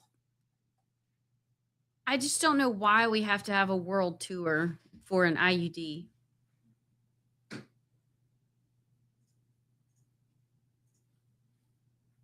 So many topics that should be relegated to a patient, doctor. I don't know. Everything is just so in your face. And I'm sure somewhere was, there's going to be a Plan B pill tour. There's going to be an abortion van tour. There's going to be, and all this stuff is in our schools. It's just icky. And not that you don't need to have those discussions, but Railroad Park. Look at that. Hey, friend. Okay, this will be fun. This is so cute. So Griswold v. Connecticut was a landmark Supreme Court case. You're going to find this ironic, Allison Sinclair, that established a constitutional right to privacy, ruling that a Connecticut law banning contraception for married couples was unconstitutional. The court found that the right to privacy, though not explicitly mentioned in the Constitution, is implied by penumbras or shadows of several amendments, creating a zone of privacy that protects marital relations from government intrusion. This decision struck down the law and paved the way for future reproductive rights cases. That's a misnomer, by the way, but reproductive rights cases, including Roe v. Wade. Yeah. So this is is ultimately the sex, drugs, rock and roll. There's really not much love involved in it. But this whole, if you aren't totally free with your body, you're being oppressed. You're being held down, women. Bunch of bonk. And so now we're touring the country with a giant inflatable IUD. This is where we are. Frida Womb. Frida Womb. Frida Womb of those burdensome children. And if one happens to make it to the womb, you just kill him. That's basically what that is. Hey, are we plunging or what are we going to do on the other side? We shall plunge on the We other side. shall plunge because it's been a real light day so far. We'll be back. One of them said, it's just insane. And if you think about it, if anybody in this situation had a right to burn the city to the ground in a protest, it would be the Metcalf family. It would be the pro-Metcalf crowd. There wasn't any of that. And it like what Allison said, can you imagine if the roles were reversed and a black student was stabbed in the heart just because a white student asked him or the roles were reversed. If the black student asked the white student to leave the tent and he just stabbed the black student in the heart, can you imagine? Like, it would be George Floyd 2.0. But even when the roles reversed, it's still that side protesting. It's not good enough. And it's just, you can't rational with the irrational, but it is that mindset of they constantly have to be the victim. Like, what am I going to tell my kids? Yeah, like, don't stab somebody. Don't stab someone in the heart. Seems kind of easy. That's kind of a low bar. Ridiculous. It's such a wicked game they have going on. And plenty of Americans, I don't care what your skin color is, have woken up. But too many have not. And they're hanging out at this outrageous protest because one of their kids was held accountable for what he did. It's what is it? Justice for the criminal. I don't even know what the thing is, but to protect the guilty is cruelty to the innocent. And that's what they're wanting. And we're saying, no, you will be held accountable. And that should be, every single one of us should want to be held accountable if we were to do the same thing. That ensures a safe society for everybody, everyone. But I was did any of you think that there wouldn't be protest? Did any of you think, well, this was, like you said, JP, so open and shut, there's not going to be any? I was pretty certain there would be. And that's the problem. Yeah. Same. And you know what? Justice wasn't even served, in my opinion, because Carmelo Anthony is still alive. If you take someone's life in cold blood like that, there's no reason why you should. And he's going to get out and maybe, like, I think he got a 35-year sentence, and he's going to be up for parole in half of it. So it wasn't even a fit of rage kind of thing. Like, I'm guessing y'all are supposed to tell me not to say like. Sorry. Oh, sorry. Hey, don't say like. Yeah, don't. Okay, I'm a professional. I can do this. He had to stop and go grab his backpack, unless he just carries a switchblade or a Swiss Army knife in his track pants, which is just weird. And you're probably not even supposed to have a knife there. So he had to stop the arguing, go back to his backpack, grab the knife, and then go back. You've got, there's a gap between stimulus and response right there. And he had to make some decisions as he's walking to his backpack and as he's walking back. Now, I'm making some assumptions because I don't really know. Maybe he walked up with his knife. Did he? Did he just want to kill somebody? I think he had it in his backpack with him. But yeah, he had to get it. There's a little gap there where you have to unzip the pocket and you have to reach in and you have to watch your hand grab that knife and go, I'm going to use this and I think I'll stab somebody. And then you got to flip it open. So it's just the worst. And they're out there protesting. No. Yeah. Some people need a spanking.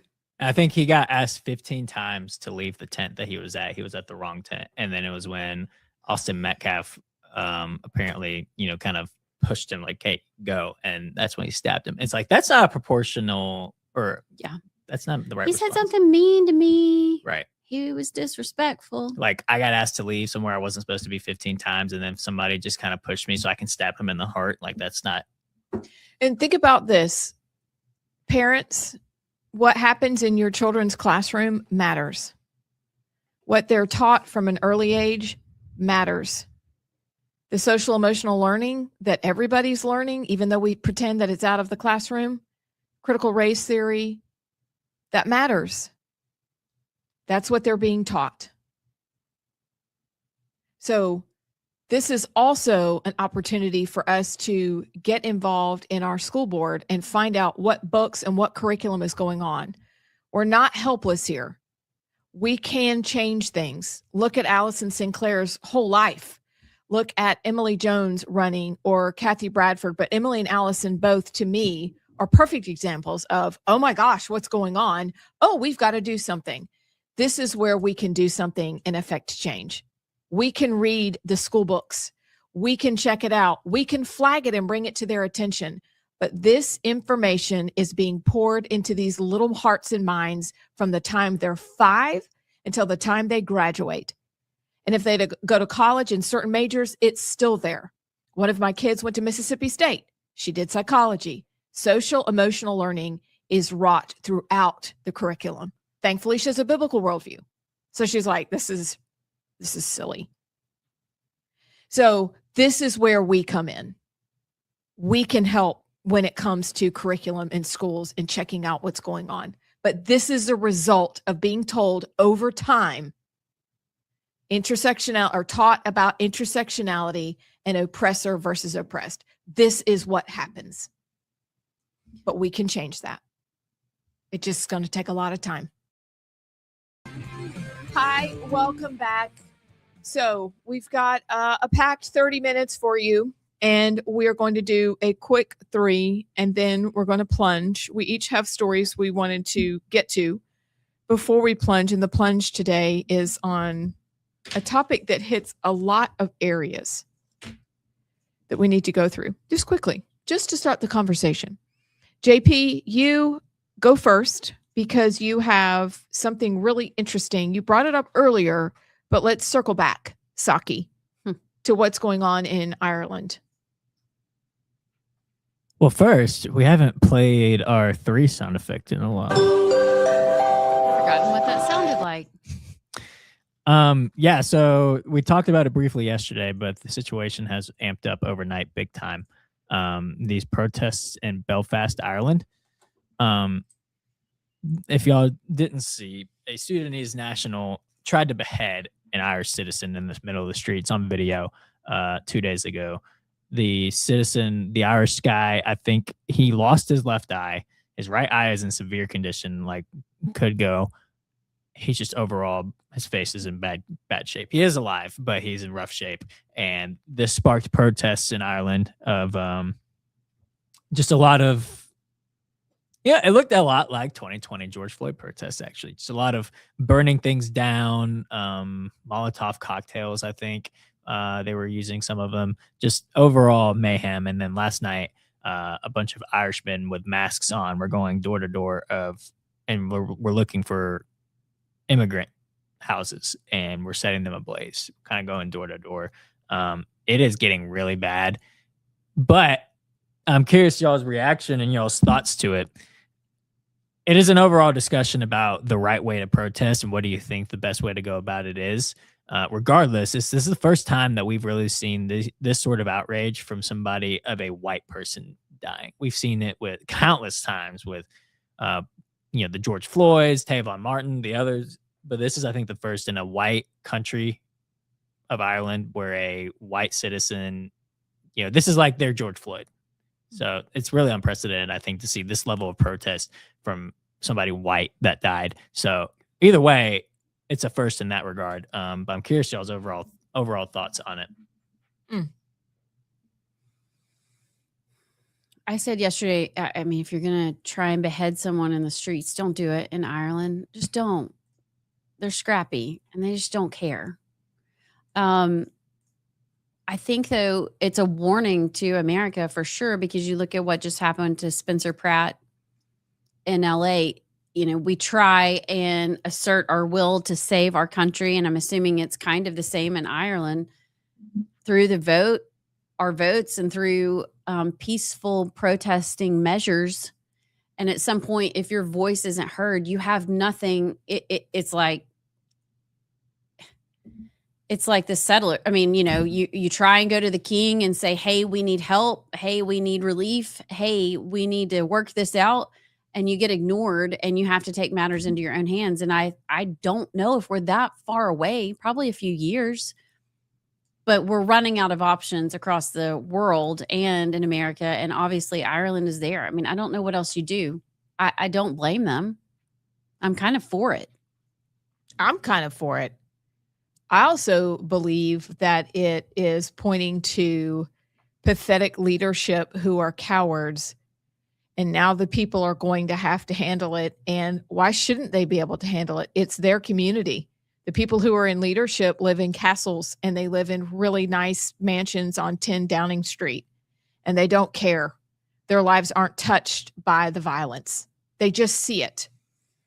And so this is a grave problem.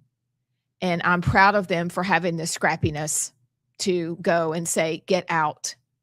Because obviously this was a plan and has been enacted since the early 2000s all over the world. But I don't think that the powers that be who did plan on the great replacement globally, they didn't plan on people fighting back. So go, Irishmen. Do what you got to do. Yep. Because I heard somebody on the news today try to explain that in this voice, but it was a British voice. It was like, well, perhaps they don't know how we behave in our country.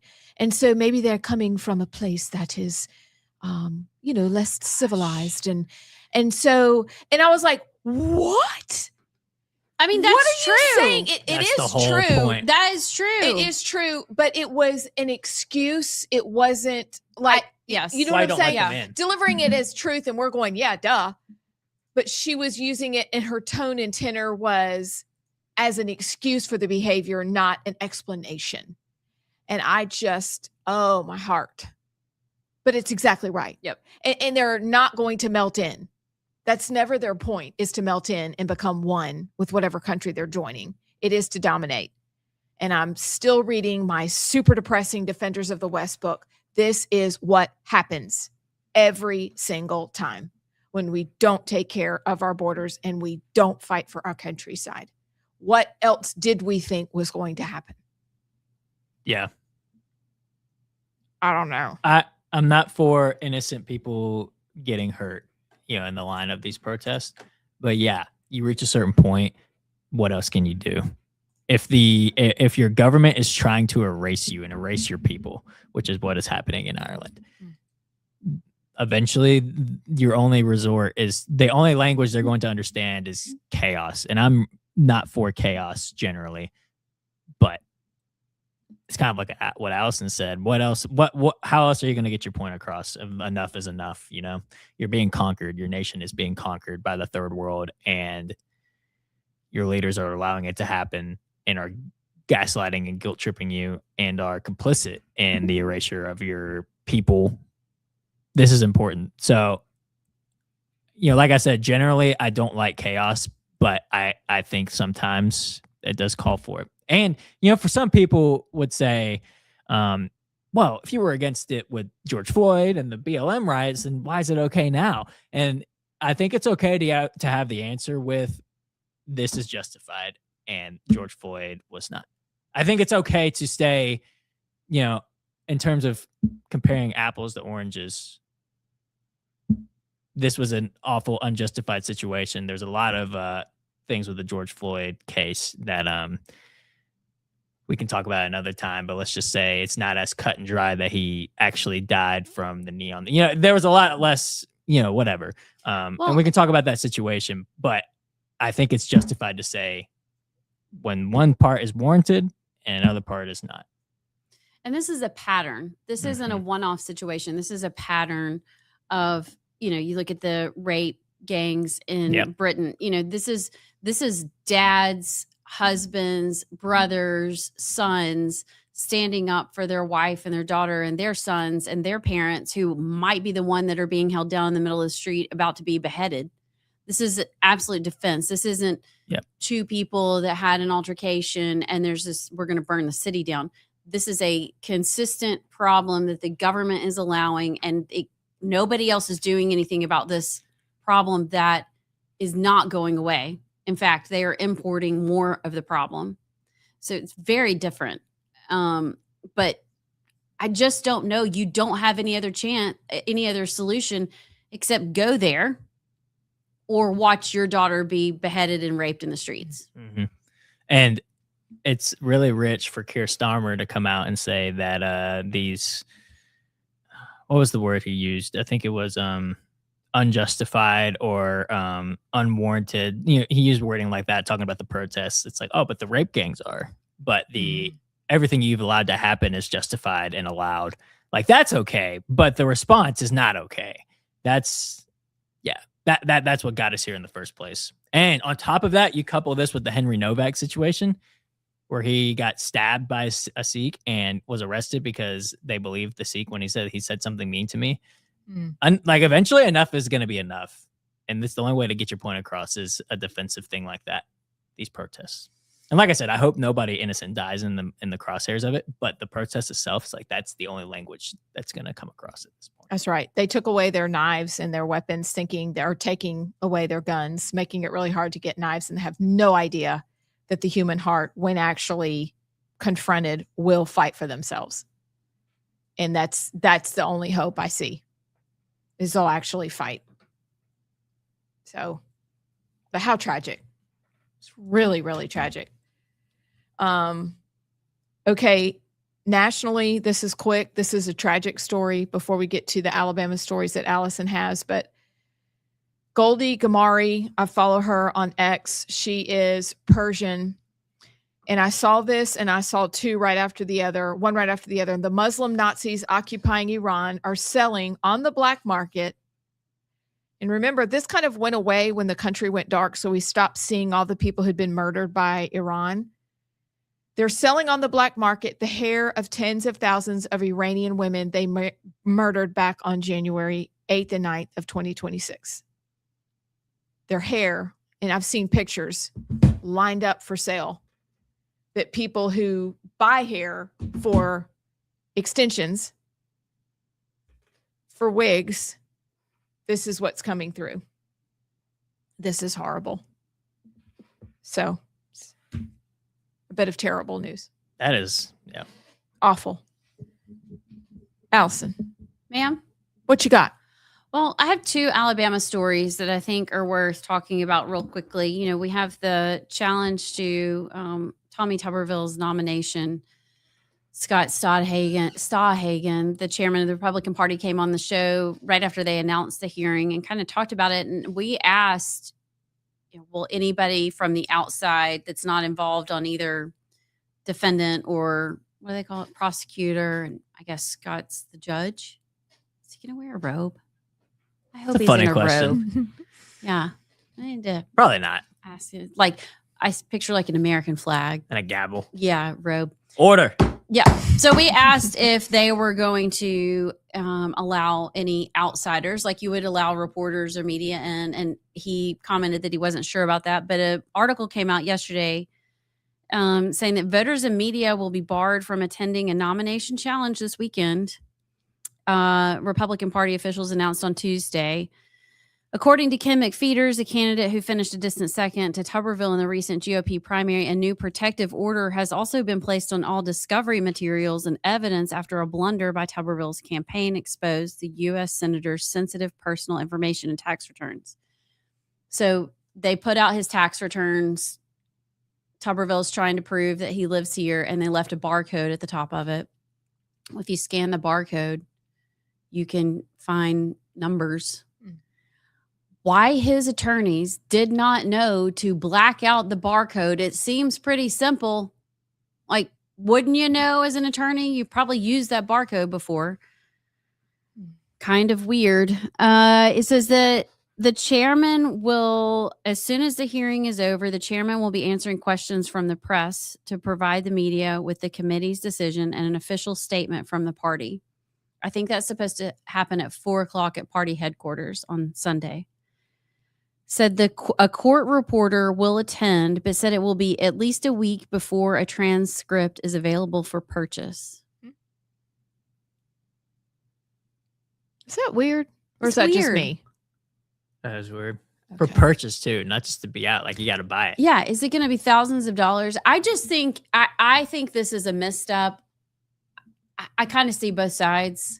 You don't want it to turn into it's why they don't allow reporters in O.J. Simpson trial or whatever. I think they did actually, but some of these trials, you don't want to turn it into a circus.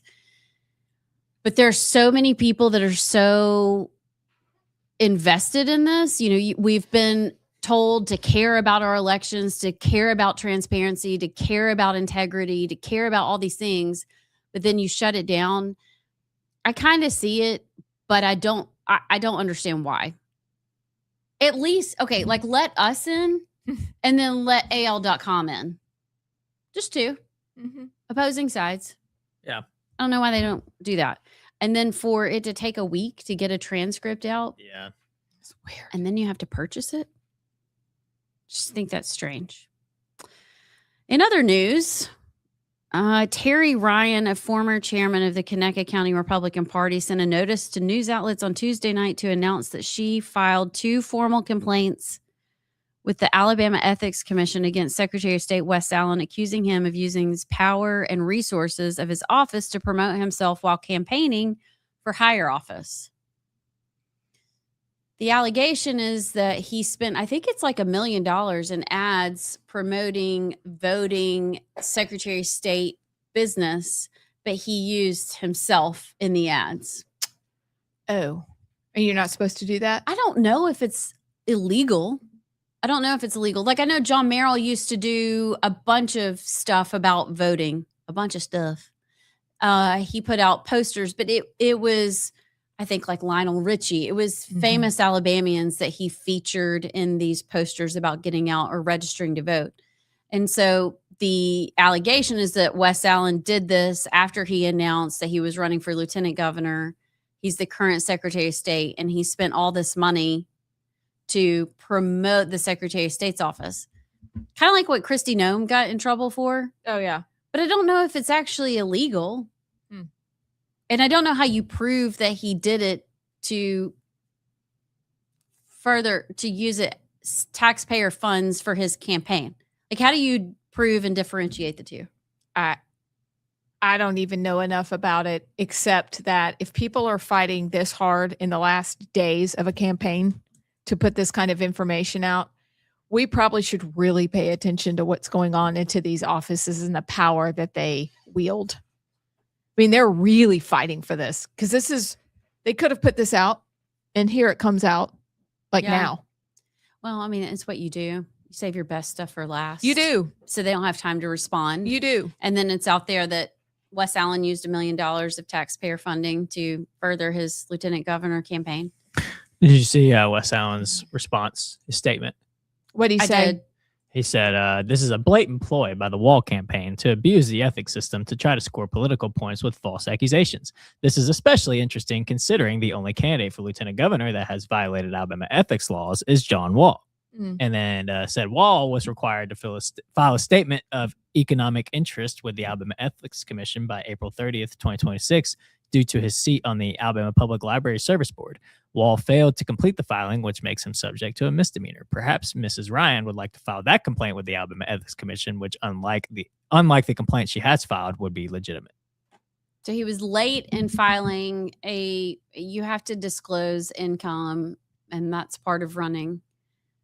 He was late in filing it, but they accepted it.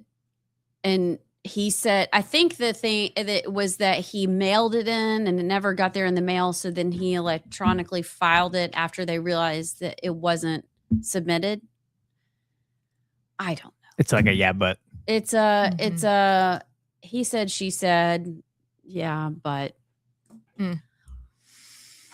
Okay. Tuesday, please come fast. Boy, we're going to do nothing but What the Hell County on Wednesday. And take a nap. We're going to celebrate. They're going to celebrate. We're going to celebrate. I don't know what we're doing, but that's what we're doing. Y'all are getting exhausted. That's the theme. Exhausting. Okay. Are y'all ready for a quick plunge?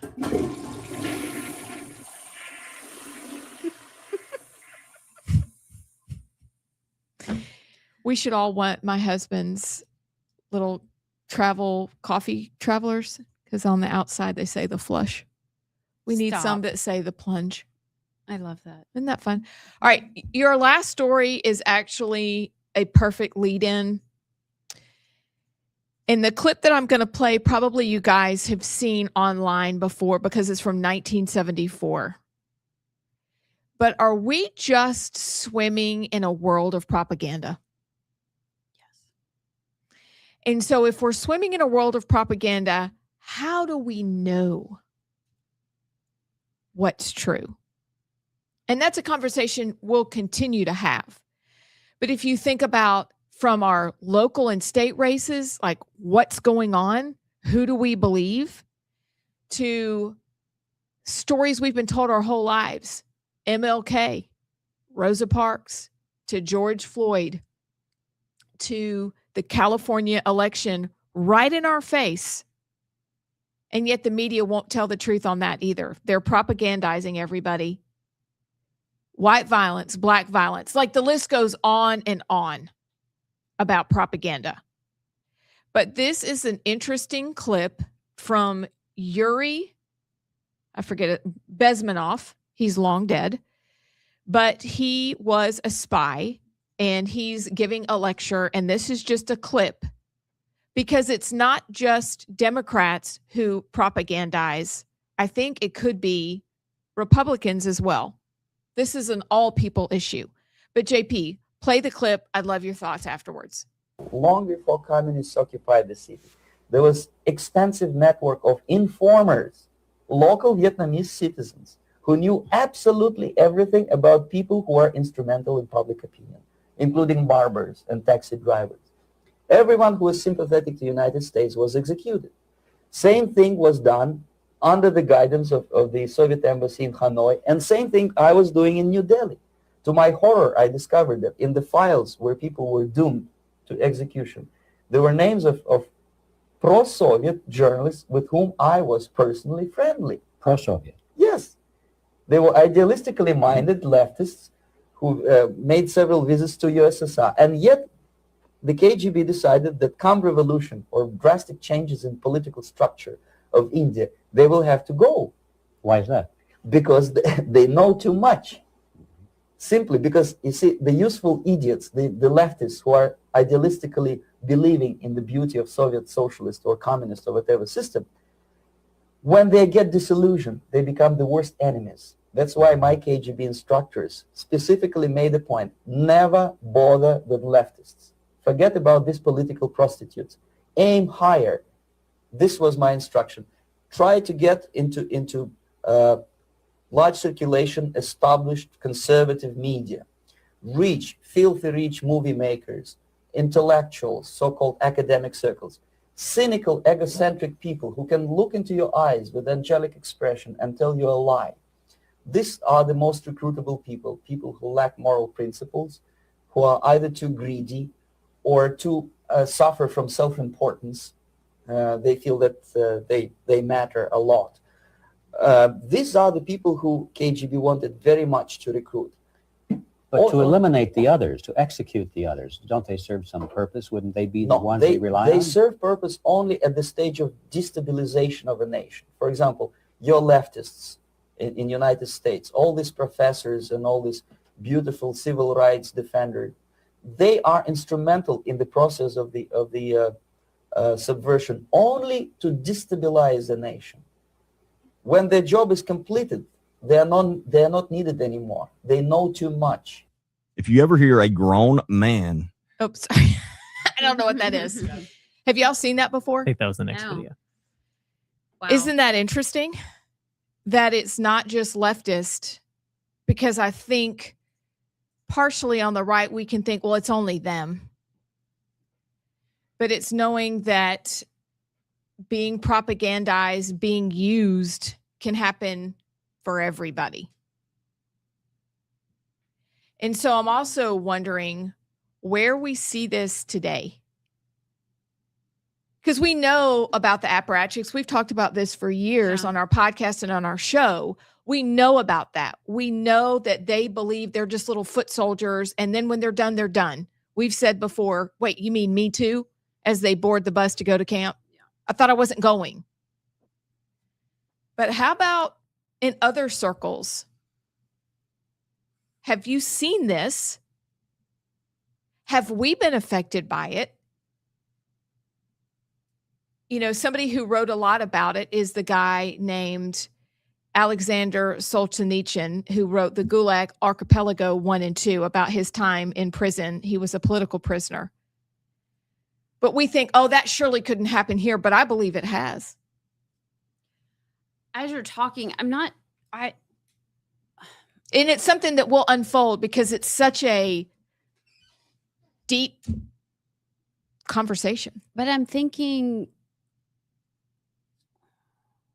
it's kind of how I always say, eventually the left will eat their own.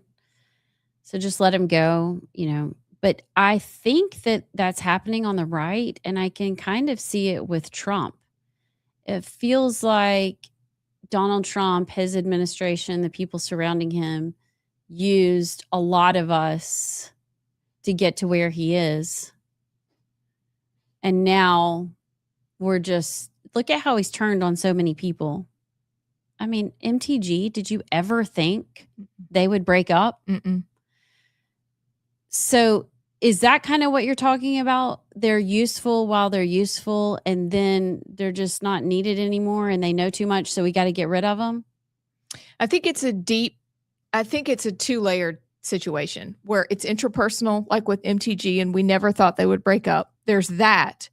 But then there's also, that's micro, interpersonal, and then there's a macro level of propaganda that's happening. Is that fair? Yeah, I would say so. And I think with universities and with, I'm not going to throw accusations out there, but I do think it's a little bizarre how much Qatar money Tucker Carlson receives.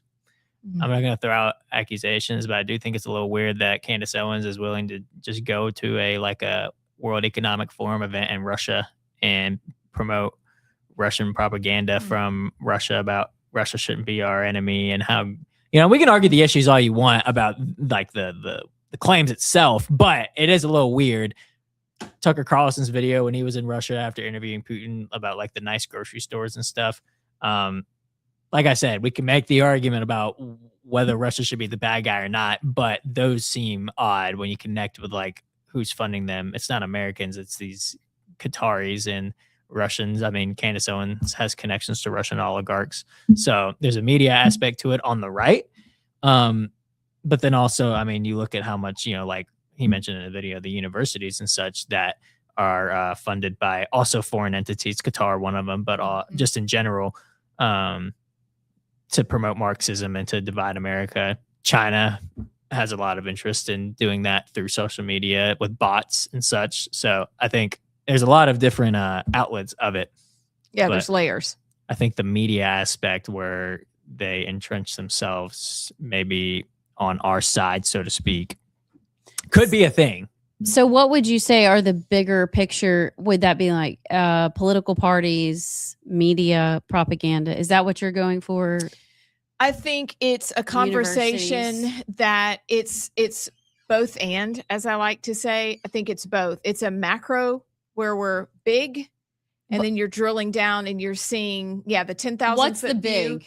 The big is using the universities. The big is using the journalists on both sides. The big is other countries infiltrating and getting into our classrooms with our little children, telling them from the time they're little all the way up one story versus another. But then you can look at the result of that propaganda. For example, MLK, Rosa Parks. The truth of the story is far different than the propaganda that was put on our kids or put on us, because we were told one story. But what's the result of the propaganda is generally what the communists were going for, which is to divide our society so that we're not unified. And so it does speak also to Trump and the people that we thought would be together forever. Write your name on a tree with a heart, DT and MTG. Like, we thought that was forever. And so the result of some of it could be that we were used to get the vote, because ultimately, is Trump awesome? Yes. But is he a mercantilist, which are the roots of our party? Yes. So it's a beginning conversation. Look around, because we'll get there someday. How do we know if we've been propagandized? How do we know if it's been used on us, used on our children? Where do we see it? How do we wake up from it? Because it's like a fever dream. It's been around a long time. Could we agree on that? Yes. Yeah. And do we agree that it's layered? Yes. Mm-hmm. But it's deep, and it just makes me go, oh. It makes me feel stupid. Don't feel stupid. You're really smart. Yeah. But it's out there, and we should have this discussion. And maybe next time we'll put our tinfoil hats on. But you can take different spokes of the propagandist wheel, remembering the ultimate goal is to divide us instead of unite us. Where is that happening in a very intensive way? Pay attention to it. Would you rather have a fully automated home or a self-driving car? Oh, no, I will never get in a self-driving car. I'll go fully automated. Self-driving car. Because I What? rode in one this week and it was awesome. You did? This week? Oh, your Tesla. Yeah, the Tesla. Oh, yeah. I still got to send you those videos. It was awesome. You could put your makeup on. You could drink your coffee with, like as a mug. I don't trust it. Oh, I would do that. Well, look, we crossed 280 into crossed 280, stopped in a median, merged onto the other side of 280. What? I can barely do that myself. It's dangerous. We'll be back tomorrow. Abs won't. JP and I will. We'll be back with the Bussy brief tomorrow. Got lots to do. We'll see you then.